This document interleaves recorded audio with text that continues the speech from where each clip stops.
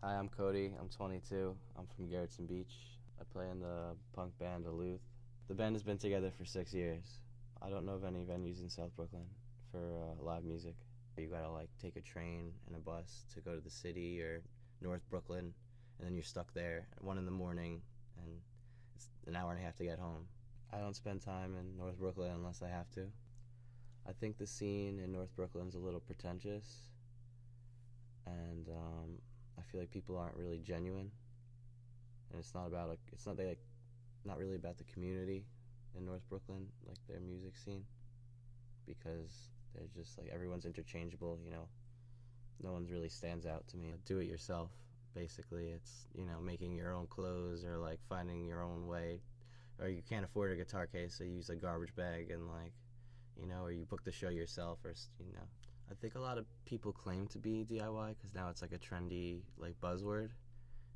These bands who have never played to an empty room before, yeah, we're DIY, and we started out. Meanwhile, before they released our album, they had a record deal, and right now it's my parents' house that we're currently in. We need a space, we need to do this and that, and then one day it's hey, I have a garage, we need a show, and I asked my parents, and they were we're cool with it, and I was okay. And after the first show, I thought that we were gonna get the cops called on us. I was ready. I was yeah, we're all gonna get tickets, and then nothing happened, and then we'll do another one, and then nothing happened, and then here we are, a year later. And it's also a DIY venue that they allow me to do, and it's also a Luth HQ or Basement Dwellers HQ, or we're called Basement Dwellers because most of us live in our parents' basements, quite literally.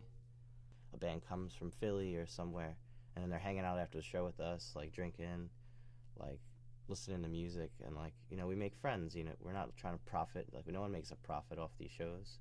If anything, we all spend money to get here on food and setting it up, and the band spend money. No one's making money. It's just we're just making a community and trying to make friends and have a good time and support each other.